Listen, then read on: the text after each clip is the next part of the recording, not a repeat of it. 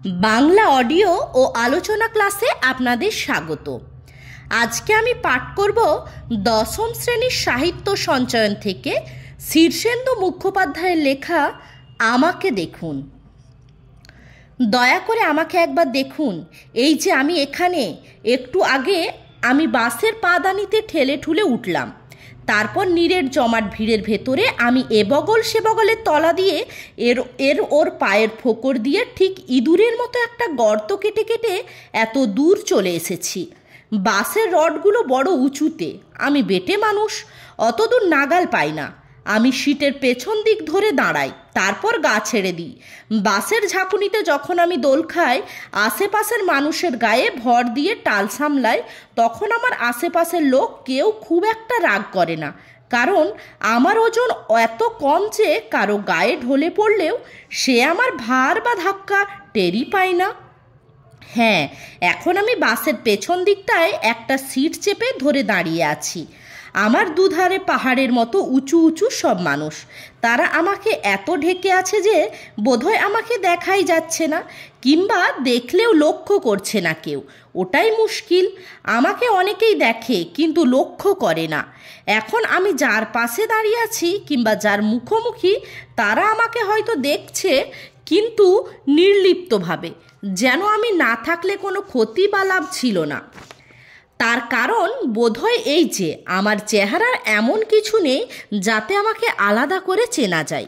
হ্যাঁ মশাই, আমি মাত্র 5 ফুট 2 ইঞ্চি লম্বা, রোগাই, তবে খুব রোগা নয় যেটা চোখে লাগে, কালোই, তবে খুব কালো নয় যে আর একবার তাকিয়ে দেখবে কেউ। 40 বছরের পর আমার মাথা ক্রমে ফাঁকা হয়ে চুল পাতলা হয়ে এসেছে, অথচ টাকও পড়েনি। টেকো মানুষকেও কেউ কেউ দেখে। তার ওপর আমার মুখখানা, সেটা না কুৎসিত না সুন্দর। আমার নাক থ্যাবড়া নয়, চোখাও নয়, চোখ বড়ও নয়, আবার কুতকুতেও নয়। কাজেই এই যে এখন ভিড়ের মধ্যে আমি দাঁড়িয়ে আছি, এই দুধারে উঁচু উঁচু মানুষ, এই ভিড়ের মধ্যে কেউ কি আমাকে দেখছেন? দেখছেন না, কিংবা দেখলেও লক্ষ্য করছেন না, আমি জানি। আমার বিয়ের পর একটা খুব মর্মান্তিক মজার ঘটনা ঘটেছিল। বৌভাতের 2-1 দিন পর আমি আমার বউকে নিয়ে একটু বাজার করতে বেরিয়েছিলাম। আর কয়েকদিন পরই দিরাগমনে শ্বশুর বাড়ি যাব। সেই কারণেই কিছু নমস্কারী কাপড় চোপড় কেনা দরকার ছিল।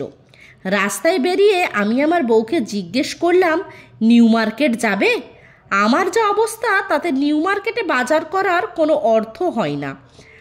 বরাবর আমার বাসার কাছে কাটরায় সস্তায় কাপড় চোপড় কিনি।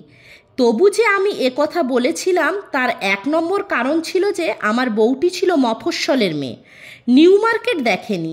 আর 2 নম্বর কারণ হলো আমার শ্বশুরবাড়ির দিকটা আমাদের তুলনায় বেশ একটু পয়সাওয়ালা। আমি নিউ মার্কেটের কথা বললাম যাতে আমার নতুন বউটি খুশি হবে, আর শ্বশুরবাড়ির লোকেরা যখন শুনবে কাপড় চোপড় নিউ মার্কেট থেকে কেনা, তখন তাদের ভুরু একটু ঊর্ধ্বগামী হবে। কিন্তু ওই নিউ মার্কেটের প্রস্তাবটায় একটা মারাত্মক ভুল হয়েছিল, কারণ ওখানে না গেলে ঘটনাটা বোধহয় ঘটতই না। ব্যাপারটা হয়েছিল কি, নিউ মার্কেটে ঢোকার পর ঝলমলে দোকান পসর দেখে আমার বউ মুগ্ধ হয়ে গেল। যে কোনো দোকানের সামনেই দাঁড়ায়, তারপর শোকেসে রেখে এক পা করে হাঁটে। আমার দিকে তাকাতেই ভুলে গেল। তখন আমার নতুন বউ, কাজেই আমার অভিমান হওয়া স্বাভাবিক। আমি তাকে এটা ওটা দেখিয়ে একটু মাতব্বরি চেষ্টা করলাম বটে, কিন্তু সে বিশেষ কোনো জিনিসের দিকে মনোযোগ না দিয়ে সব কিছুই দেখতে লাগলো। অভিমানটা একটু প্রবল হতেই একসময় আমি ইচ্ছে করেই হাঁটার গতি কমিয়ে দিলাম, কিন্তু বউ সেটা লক্ষ্য না করে নিজের মনে হেঁটে যেতে লাগলো। তাই দেখে একসময় আমি একদম থেমে গেলাম, কিন্তু বউ হাঁটতে লাগলো।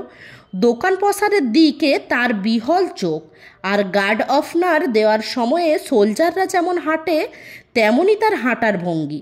আমি দূর থেকে দেখতে লাগলাম আমার বউ সেই ঝলমলে আলোর মধ্যে লোকজনের ভিড় ঠেলে হেঁটে যাচ্ছে। মাঝে মাঝে সে কথাও বলছিল বটে, আমি তার সঙ্গে আছি ভেবে, কিন্তু সত্যি আছি কি না তা সে লক্ষ্য করল না। এইভাবে বেশ কিছু দূর যাওয়ার পর সে কি একটা জিনিস দেখে খুব উত্তেজিতভাবে আমাকে দেখানোর জন্য মুখ ফিরিয়ে আমাকে খুঁজতে গিয়ে দাঁড়িয়ে পড়ল। চারিদিকে চেয়ে আকুল হয়ে খুঁজতে লাগলো আমাকে। তখনই মজা করার একটা লোভ আমি আর সামলাতে পারলাম না। নিউ মার্কেটে যে গোলকধাঁধার মতো গলিগুলো আছে, তার মধ্যে যেটা আমার সামনে ছিল আমি তার মধ্যে ঢুকে গেলাম। এবার মফস্বলের মেয়েটা খুঁজুক আমাকে, যেমন সে আমাকে লক্ষ্য করছিল না তেমন বুঝুক মজা। আমি আপন মনে হাসলাম। আমি উকি মেরে দেখলাম আমার বউটা কান্না মুখে চারিদিকে চাইতে চাইতে ফিরে আসছে দ্রুত পায়ে। আমার কষ্ট একটু হলো ওর মুখ দেখে, তবু আর একটু খেয়ালি ধরা দেব বলে আমি গলির মধ্যে ঢুকে গেলাম। আরও দিশেহারার মতো এদিক ওদিক অনেকবার হাঁটলো, এ গলি সে গলিতে খুঁজতে লাগলো আমাকে। আমি ওকে চোখেই রেখেছিলাম। এক সময়ে বুঝতে পারলাম যে এবার আমাকে না পেলে ও কেঁদেই ফেলবে, এমন করুণ হয়ে গেছে ওর মুখশ্রী। চোখ দুটোও ঝলঝলে আর লাল হয়ে গিয়েছিল। তাই এক সময় ওই যে গলিটাতে হেঁটে যাচ্ছিল, আমি পা চালিয়ে অন্য পথে গিয়ে সে গলিটার উল্টো দিক দিয়ে ঢুকলাম। তারপর হাসি হাসি মুখ করে দাঁড়িয়ে রইলাম। বিপরীত দিক থেকেও হেঁটে এলো, ঠিক মুখোমুখি দেখা হলো আমাদের। এমনকি ও আমার 1 ফুট দূরত্বের ভিতর দিয়ে হেঁটে গেল, তবু আমাকে চিনতে পারল না। খুব অবাক হলাম আমি, ও কি আমাকে দেখেনি? আবার আমি অন্য পথে তাড়াতাড়ি গিয়ে অন্য এক গলিতে একটা কাঁচের বসানো দোকানের সামনে কড়া আলোয় দাঁড়ালাম। ঠিক তেমনি ও উল্টো দিক থেকে হেঁটে এলো। চারিদিকে লোকজন লক্ষ্য করলো, আমার চোখেও ও চোখ পড়লো, কিন্তু আবার আমাকে পেরিয়ে গেল ও। এমনকি পেরিয়ে গিয়ে একবার পিছু ফিরেও দেখলো না। এরকম কয়েকবার আমাদের দেখা হলো, কখনো বইয়ের দোকানের সামনে, কখনো ফলের দোকান কিংবা পুতুলের দোকানের সারিতে। কিন্তু ও আমাকে কোনোবারই চিনতে পারল না। উদ্ভ্রান্তভাবে আমাকে খুঁজতে খুঁজতে আমাকে পেরিয়ে গেল। তখন আমি ভাবলাম, মফস্বলের এই মেয়েটা খুব ঘরেল। আমি ইচ্ছে করে লুকিয়েছিলাম বুঝতে পেরে এখন ইচ্ছে করেই চিনতে চাইছে না। কিন্তু ওর মুখের করুণ এবং ক্রমে করুণতর অবস্থা দেখে সে কথাটা সত্যি বলে মনে হচ্ছিল না। তবু আমি অবশেষে একটা ঘড়ির দোকানের সামনে ওর রাস্তা আটকে দাঁড়িয়ে গেলাম। বললাম, এই যে। ও ভীষণ চমকে গিয়ে অবাক হয়ে আমাকে দেখলো। বেশ কিছুক্ষণ দেখে টেকে তারপর ভীষণ জোরে শ্বাস পেলে কেঁপে কেঁপে এসে বলল, তুমি তুমি কোথায় ছিলে তুমি? আমি কতক্ষণ তোমাকে খুঁজছি। আশ্চর্য এই যে তখন আমার মনে হলো ও সত্যি কথাই বলছে। বাসায় ফেরার সময় ওকে আমি বললাম যে ওর সঙ্গে এই লুকোচুরি খেলার সময়ে আমি বারবার ওকে ধরার সুযোগ দিয়েছি, ওর সামনেই দাঁড়িয়েছিলাম আমি। ও প্রথমটা বিশ্বাস করলো না, কিন্তু আমি বারবার বলাতেও খুব অবাক হয়ে বলল, সত্যি? তাহলে তুমি আর আমি কখনো লুকিয়েনি না?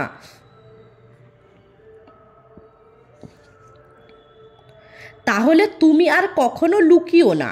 এরকম করাটা বিপজ্জনক। বেঁধে ভাই কন্ট্রাক্টর, এখানেই আমি নেমে যাব। দেখি দাদা, দেখবেন ভাই আমার চশমাটা সামলে। ওই দেখুন, কেউ আমার কথা শুনল না। আমি নামার আগেই কন্ট্রাক্টর বাস ছাড়ার ঘন্টি দিয়ে দিল। গেট আটকে ধুমসো মতো লোকটা অনড় হয়েই রইল, আর হাওয়াই শার্ট পরা ছোকরাটা কনুয়ের গুতোই চশমাটা দিলে বেঁকিয়ে। তাই বলেছিলাম যে কেউ আমাকে লক্ষ্য করে না, বাসে ট্রামে না, রাস্তায় ঘাটেও না। আজকের দিনটা বেশ ভালোই, ফুরফুরে হাওয়া আর রোদ দিয়ে মাখামাখি একটা আদুরে আদুরে গা ঘেঁষা দিন। শরৎকাল বলে গরমটা খুবই নিস্তেজ। এখন এই রাস্তা দিয়ে হেঁটে যেতে আমার বেশ ভালোই লাগছে।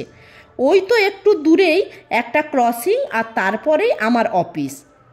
এই দেখো, আমি ক্রসিংটার কাছে এসে রাস্তা পেরোবার জন্য পা বাড়াতেই ট্রাফিক পুলিশ হাত নামিয়ে নিল। আমার পার হওয়ার রাস্তাটা আটকে এখন চলন্ত গাড়ি আর গাড়ি। কেন ভাই ট্রাফিক পুলিশ, আমি যে রাস্তা পেরোচ্ছি তা কি দেখতে পাওনি? আর একটু হাতখানা তুলে রাখলে কি ভেঙে যেত? যে লিফটে দাঁড়িয়ে আমি দোতলায় উঠছি, এই লিফটটা বোধহয় 100 বছরের পুরনো।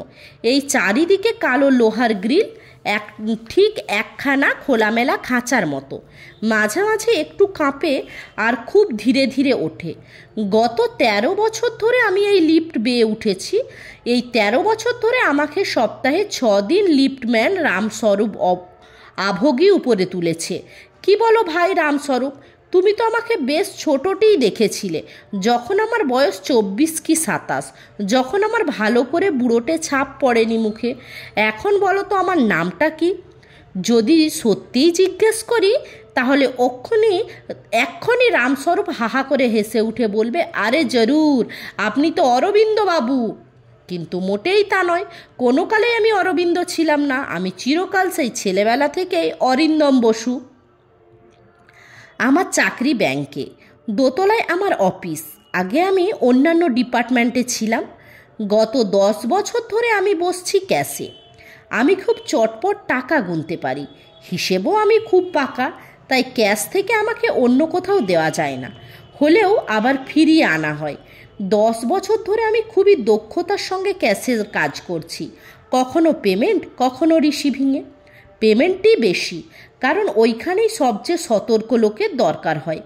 একটা তারের খাঁচার মধ্যে আমি বসি। আমার বুকের কাছে থাকে অনেক খোপওয়ালা একটা ড্রয়ার। তার কোনোটায় কত টাকার নোট, তার কোনোটায় কোনো খুচরো পয়সা রয়েছে, তা আমি নির্ভুলভাবে চোখ বুঝে বলে দিতে পারি। পেমেন্টের সময় আমি ড্রয়ার খুলে গুনে টাকা বের করি, তারপর ড্রয়ার বন্ধ করি, তারপর আবার গুনি, তারপর আবার টাকা দিয়ে পেমেন্টের জন্য হাত বাড়াই। টোকেন নিয়ে আবার ড্রয়ার খুলি, টাকা বের করে গুনে, তারপর একইভাবে চলতে থাকে। সামনের ঘুলঘুলিটা দিয়ে যারা আমাকে দেখে তাদের সম্ভবত খুবই ক্লান্তিকর লাগে আমার ব্যবহার। লোকটা কি একঘেয়েভাবে কাজ করছে, কি একঘেয়ে। ঘুলঘুলি দিয়ে তারা আমাকে দেখে কিন্তু মনে রাখে না। রামবাবু আমাদের পুরানো বড় খদ্দের, প্রকাণ্ড কারখানা আছে, এজেন্টও তাকে খাতির করে। খুব খুঁতখুঁতে লোক, বেশিরভাগ সময়েই লোক না পাঠিয়ে নিজে এসে চেক ভাগিয়ে নিয়ে যান।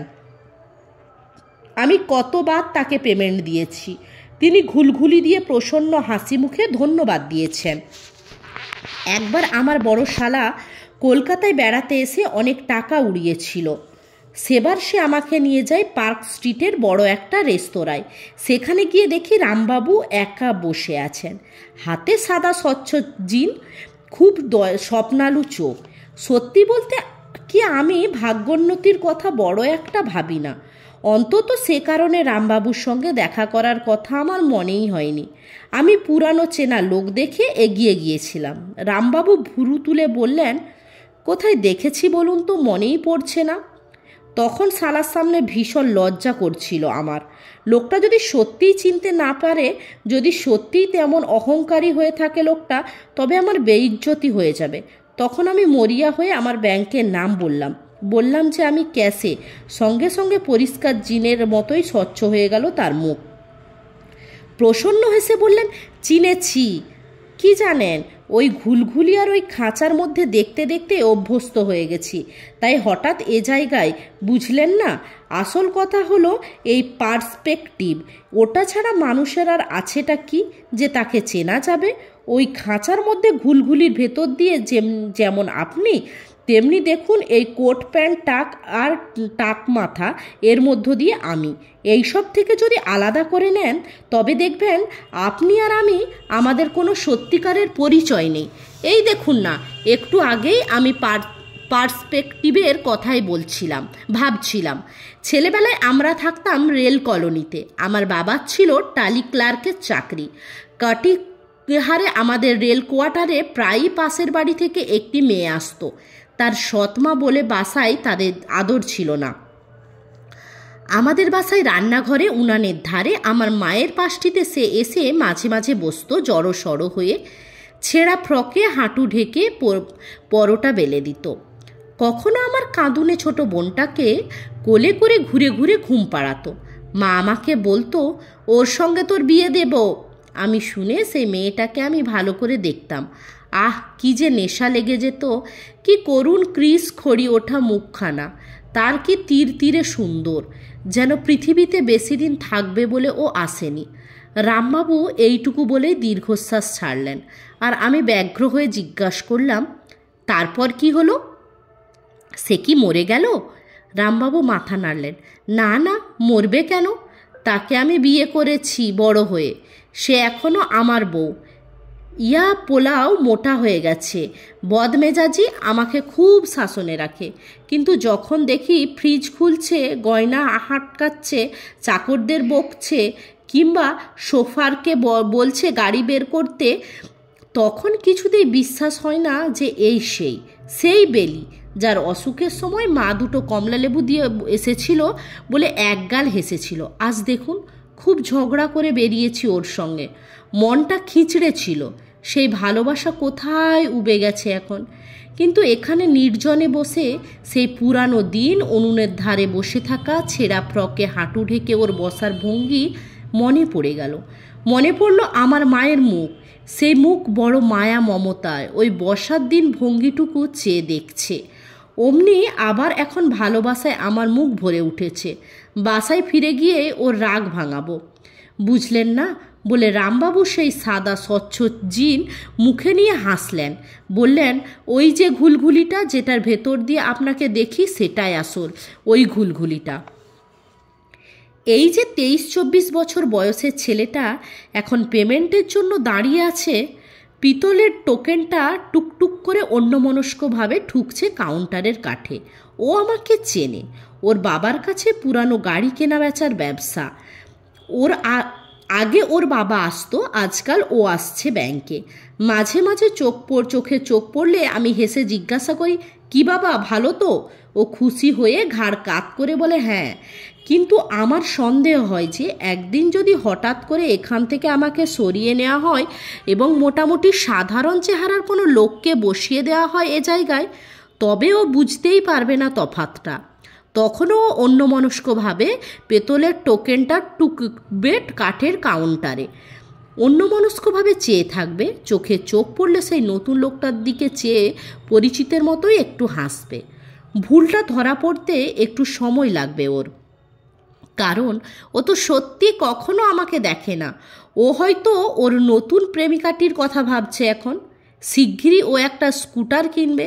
ওর ঘাড় ফিরিয়ে রিসেপশনের মেয়েটির দিকে কয়েক পলক তাকালো, তারপর ঘড়ি দেখলো, একবার টোকেনটার নাম্বার দেখে নিল। ঘুলঘুলির ভেতর দিয়ে দেখলো আমার দুখানা হাত ক্লান্তিকরভাবে মোটা একগোছা টাকা গুনছে। ও আমার মুখটা এক পলক দেখেই চোখটা ফিরিয়ে নিল, কিন্তু আমি জানি যে ও আমাকে দেখলো না। আর 15 মিনিট পরে 2টো বাজবে, তখন আমি ক্যাশ বন্ধ করে নিচে যাব টিফিন করতে। তখন যদি ও আমাকে রাস্তায় দেখতে পায় আমি ফুটপাতের দোকানে দাঁড়িয়ে থিন এরারুট আর ভাঁড়ের চা খাচ্ছি, তখন কি আমাকে চিনবে ও? কলা কত করে হে? 40 পয়সা জোড়া। বলো কি? হ্যাঁ হ্যাঁ, মর্তমান যে তা আমি জানি, মর্তমান কি আমি চিনি না? ওই সুন্দর হলুদ রং, মসৃণ গা, প্রকাণ্ড চেহারা মর্তমান দেখলেই চেনা যায়। তা আজ অবশ্য আমার কলা খাওয়ার তারিখ নয়, গতকালই তো খেয়েছি। আমি 2 দিন পর পর কলা খাই। দাও একটা। না না, ওই একটাই, এই যে 20 পয়সা ভাই। আহা, বেশ কলা, চমৎকার। খাওয়া হয়ে যাওয়ার পরও আমি অনেকক্ষণ খোসাটা হাতের মুঠোয় ধরে রাখলাম স্মৃতিচিহ্ন হিসাবে। 10-15 মিনিট একটু এদিক ওদিক ঘুরে বেড়ালাম। কলার খোসাটা আমার হাতেই ধরা। আমার চারপাশে নিরুত্তেজভাবে লোকজন হেঁটে যাচ্ছে, খুবই নির্বিকার তাদের মুখ চোখ। এরা কখনো যুদ্ধ বিগ্রহ করেনি, দেশ বা জাতির জন্য প্রাণ দিতে হয়নি এদের, এমনকি খুব কঠিন কোনো কাজও এরা সমাধা করেনি সবাই মিলে। যাত্রা মরে আসছে আস্তে আস্তে, অন্তর অভ্যর্থনায় মগ্ন হয়ে হাঁটছে, চলছে একে অন্যের সম্পর্কে নিস্পৃহ থেকে। এদের সময়ের জ্ঞান নেই। 1969 বলতে এরা একটা সংখ্যা মাত্র বোঝে, 2000 বছরের ইতিহাস বোঝে না। এদের কাছে ট্যালিপ্যাথি কিংবা ক্রিক-রো যেমন শব্দ, ভারতবর্ষও ঠিক তেমনই একটা শব্দ। দয়া করে আমাকে দেখুন, এই যে আমি অরিন্দম বসু। অরিন্দম বসু এই যে, না লম্বা, না রোগা, না ফর্সা একজন লোক। আমি টেলিপ্যাথি নয়, ক্রিকরও নয়, ভারতবর্ষও নয়।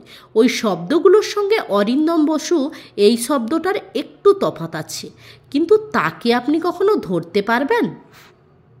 যাকগে সেসব কথা। মাঝে মাঝে আমারও সন্দেহ হয় আমি কি সত্যি আছি নাকি নেই।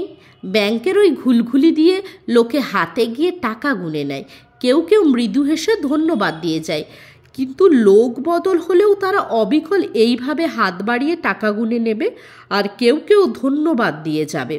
খেয়ালই করবে না ঘুলঘুলির ওপাশে বিশাল পরিবর্তন ঘটে গেছে। সেই নিউ মার্কেটের ঘটনাটার কথাই ধরুন না। আমার বউ হেঁটে হেঁটে আমাকে খুঁজছে, আমাকে সামনে দেখে চোখে চোখ রেখেও পেরিয়ে যাচ্ছে আমাকে, ভাবছে কি আশ্চর্য, লোকটা গেল কোথায়। খুব যত্নের সঙ্গে কলার খোসাটা আমি ফুটপাতের মাঝখানে রেখে দিলাম। উদাসীন মশাইরা যদি এর ওপর কেউ পা দেন, তাহলে পিছলে পড়ে যেতে যেতে আপনি হঠাৎ চমকে উঠে আপনার সম্বিত ফিরে পাবেন। যদি খুব বেশি চোট না পান, আপনি যদি পড়ো হয়েও সামলে যান, তাহলে দেখবেন আপনার মস্ত লাভ হবে। আপনি চারপাশে চেয়ে দেখবেন, কোথাও কোনো রাস্তা দিয়ে আপনি হাঁটছেন তা মনে পড়ে যাবে। দুর্ঘটনা গুরুতর হলে আপনার হাত কিংবা পা, মাথা ভাঙতে পারে ভেবে আপনি খুব সতর্ক হয়ে যাবেন আপনার বিপজ্জনক চারপাশটা সম্বন্ধে। হয়তো আপনার ভিতরকার ঘুমন্ত আমিটা জেগে উঠে ভাববে বেঁচে থাকা কত ভালো। তখন হয়তো মানুষের সম্বন্ধে আপনি আরেকটু সচেতন হয়ে উঠবেন, এবং বলা যায় না, আপনার হয়তো একথাও মনে পড়ে যেতে পারে, আজ হচ্ছে 1969 সালের 16ই জুলাই, আপনার বিয়ের তারিখটা, যেটা আপনি একদম ভুলে গিয়েছিলেন, এবং এই সালে আপনার বয়স 40 পার হলো। তখন মশাই ভেবে দেখবেন, এই যুদ্ধ ও বিপ্লবহীন ভারতবর্ষে একটি নিস্তেজ দুপুরে রাস্তায় কলার খোলা ফেলে রেখে আমি আপনার খুব অপকার করিনি। আপনি কি এখন চাঁদের কথা ভাবছেন, আর 3 জন দুঃসাহসী মানুষের কথা? ভাববেন না মশাই, ওসব ভাববেন না। কি কাজ আমাদের ওসব ভেবে? খামোখা মানুষ ওতে ভয়ঙ্কর উত্তেজিত হয়ে পড়ে, আর তারপর ভীষণ অবসাদ আসে এক সময়ে। ওদের খুব ভালো যন্ত্র আছে, ওরা ঠিক চাঁদে নেমে যাবে, তারপর আবার ঠিকঠাক ফিরেও আসবে। কিন্তু সেটা ভেবে আপনি অযথা উত্তেজিত এবং অন্যমনস্ক হবেন না। রাস্তা দেখে চলুন। রাজভবনের সামনে বাঁকটা ঘুরতেই দেখুন কি সুন্দর খোলা প্রকাণ্ড ময়দান, উদম আকাশ। কাছাকাছি যে সব মানুষগুলো চলছে তাদের দেখে নিন, চিনে রাখুন যত দূর সম্ভব অন্যের মুখ, যেন যে কোনো জায়গায় দেখা হলে আবার চিনতে পারেন। এই সুন্দর বিকেলে ময়দানের কাছাকাছি আমি আপনার পাশেই হাঁটছি। আমাকে দেখুন, এই তো আমি আমার অফিস থেকে বেরিয়েছি, একটু আগেই বেরিয়েছি। আজ খেলা দেখতে যাব বলে। মনে হচ্ছে আপনিও ওদিকে, না? দেখুন কি আহাম্মক ছেলেটা, অফসাইডে দাঁড়িয়ে সুন্দর চান্সটা নষ্ট করে দিল। আর মাত্র 10 মিনিট আছে, এখনও গোল হয়নি।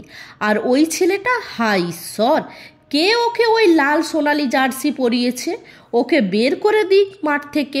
দিন তো মশাই আপনারা চোস্ত গালাগালিতে ওর ভূত ভাঙিয়ে। আপনার জিভে আবার খারাপ কথাগুলো আসে না, আমার জিভে আবার খারাপ কথাগুলো আসে না। কিন্তু দেখুন, রাগে আমারও হাত পা কাঁপছে। আজ সকাল থেকেই চাঁদ আর 3 জন দুঃসাহসী মানুষের কথা ভেবে ভেবে আমার নার্ভগুলো অসাড় হয়ে আছে। তার ওপর দেখুন, ওই ফালতু টিমটা আমার দলের কাছ থেকে নিয়ে যাচ্ছে 1 পয়েন্ট। 1টা পয়েন্ট, কি সাংঘাতিক! ওদিকে আর 8 কি 9 মিনিট সময় মারছে মাত্র। কি বলেন দাদা, গোল হবে? কি করে হবে? খুদে টিমটার সব খেলোয়াড় পিছিয়ে এসে দেওয়াল তৈরি করছে গোলের সামনে, আর এরা খেলছে দেখুন। কে বলবে যে গোল দেওয়ার ইচ্ছে আছে? ওই যে ছেলেটা অফসাইডে দাঁড়িয়ে দিনের সবচেয়ে সহজ চান্সটাকে মাটি করে দিল। আমার ইচ্ছে করছে ওর সামনে গিয়ে বলি, এই আমাকে দেখো, আমি অরিন্দম বসু, এই টিমটাকে আমি ছেলেবেলা থেকে সাপোর্ট করে আসছি। জিতলে ঠাকুরকে ভোগ দিয়েছি, হারলে সুইসাইডের কথা ভেবেছি। তা বাপু, তুমি কি বোঝো সেসব? তুমি তো জানোই না যে আমি এই ভিড়ের মধ্যে বিশেষ একজন। কীরকম দুঃখ নিয়ে ছলছলে চোখে ঘড়ি দেখছি। অবশ্য তাতে কার কি আসে যায়? আমি কাঁদি কিংবা হাসি কিংবা যাই করি, কেউ তো আর আমাকে দেখছে না। না মশাই, গোল হলো না। রেফারি ওই লম্বা টানা বাঁশি বাজিয়ে দিল। খেলা শেষ। এখন দয়া করে আমাকে একবার দেখুন কীরকম অবসাদগ্রস্ত আমি, কাঁধ ভেঙে আসছে। দেখুন আমার টিমটাকে, আমি কত ভালোবাসি, কিন্তু তাতে টিমের কিচ্ছু যায় আসে না। ওরা চেনেই না আমাকে, অথচ আমি প্রতিটি হার জিতের পর কত হেসেছি, লাফিয়েছি, কেঁদেছি, চাপড়ে দিয়েছি অচেনা লোকের পিঠ। খামোখা, তাতে কারও কিছু আসে যায় না। এই যে সকাল থেকে চাঁদ আর 3 জন মানুষের কথা ভেবে চিন্তান্বিত, ভালো করে ভাত খেতে পারিনি উত্তেজনায়, এতেই বা কার কি এসে যায়? দয়া করে আমাকে একবার দেখুন না। আমি জানি আপনি লিগ টেবিলে আপনার টিমের অবস্থা ভেবে বিব্রত, তার ওপর চাঁদ আর সেই 3 জন মানুষের কথাও ভাবতে হচ্ছে আপনাকে। কত কিছু ঘটে যাচ্ছে পৃথিবীতে। 29.5 ফুট লং জাম্প দিচ্ছে মানুষ, গুলিতে মারা যাচ্ছে প্রেসিডেন্ট, ভোটে হেরে যাচ্ছে আপনার দল, বিপ্লব আসতে বড় দেরি করছে। তাই আমি অরিন্দম বসু, ব্যাংকের ক্যাশ ক্লার্ক, আপনার এত কাছে থাকা সত্ত্বেও আপনি আমাকে দেখতে পাচ্ছেন না। ওই যে দোতলার বারান্দায় রেলিংয়ের ওপর ঝুঁকে দাঁড়িয়ে আছে আমার 4 বছর বয়সের ছোট্ট ছেলেটা হাপু, বড় দুরন্ত ছেলে। সকাল থেকে বায়না ধরেছে, রথের মেলায় যাব বাবা, তুমি তাড়াতাড়ি ফিরো। ওই যে এখন দাঁড়িয়ে আছে আমার জন্য। ঝাঁকড়া চুলের নিচে জল করছে দুখানা চোখ, আমি এত দূর থেকেও দেখতে পাচ্ছি। আমি সিঁড়িতে পা দিয়েছি মাত্র, ও ওপর থেকে দূর দাঁড় করে নেমে এলো। ওর মা ওপর থেকে চেঁচাচ্ছে, হাপু কোথায় গেলি? ও হাপু! একগাল হেসে হাপু ঝাঁপিয়ে পড়ল প্রায়। কত দেরি করলে বাবা, যাবে না?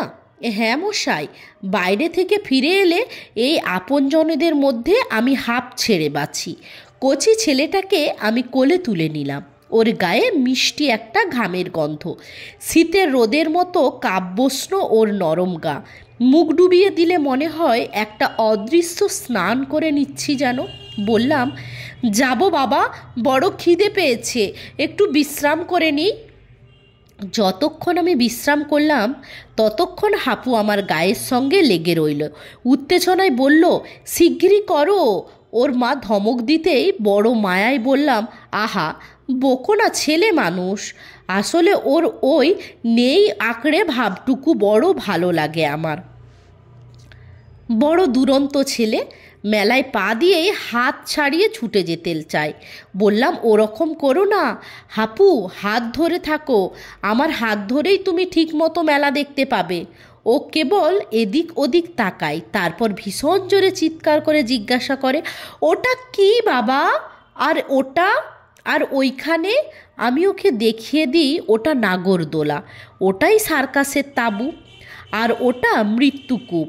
আস্ত একটা পাঁপড় ভাজা হাতে নাগরদোলায় উঠে গেল হাপু। ওই যে দেখা যাচ্ছে তাকে, আকাশের কাছাকাছি উঠে হিহি করে হেসে হাত নাড়ছে, সাই করে নেমে আসছে, আবার উঠে যাচ্ছে। সারাক্ষণ আমার দিকে চেয়ে হাসছে হাপু, দেখে মন ভরে যায়। মৃত্যুকূপের উঁচু প্ল্যাটফর্মে দাঁড়িয়ে ওকে দেখলাম দেওয়াল বেয়ে ভীষণ শব্দে ঘুরে ঘুরে উঠে নেমে যাচ্ছে তীব্র বেগে মোটর সাইকেল। ও আমাকে আঁকড়ে ধরে থেকে দেখল। তারপর আধ ঘন্টা সার্কাস দেখলাম। দুই মাথাওয়ালা মানুষ, সিঙ্গিং ডল, 8 ফুট লম্বা লোক। হাপুর কথাবার্তা থেমে গেল, ঝলমল করতে লাগলো চোখ। বাইরে এনে ওকে ছেড়ে দিলাম। আমার পাশে পাশে ও হাঁটতে লাগলো। ওর হাতে ধরা হাতটা থেমে গিয়েছিল বলে আমি ওর হাত ছেড়ে দিলাম। ও তো এগিয়ে যাচ্ছে আমার হাত ছেড়ে। দোকানে সাজানো একগাদা হুইসেল দেখছে ঝুঁকে, আবার এগিয়ে গিয়ে দাঁড়ায় আর একটা দোকানে, যেখানে এরোপ্লেনের দৌড় হচ্ছে। তারপর আস্তে আস্তে এগিয়ে যাচ্ছে ও। এয়ার গান আর রংচং বলো দেখতে দেখতে আস্তে আস্তে পা ফেলছে। ক্রমে ভিড়ের মধ্যে চলে যাচ্ছে হাপু। আমি তখন আমার টিমটার কথা ভাবছিলাম, খামোখা একটা পয়েন্ট নষ্ট হয়ে গেল আজ। চাঁদের দিকে চলছে 3 জন মানুষ, ওরা কি পৌঁছুতে পারবে? হঠাৎ খেয়াল হলো হাপুকে দেখা যাচ্ছে না কোথাও। ভিড়ের মধ্যে 1 সেকেন্ড আগেও ওর নীল রঙের শার্টটা আমি দেখেছি, তখনই সেটা টুপ করে আড়াল হয়ে গেল। হাপু বলে ডাক দিয়ে আমি ছুটে গেলাম।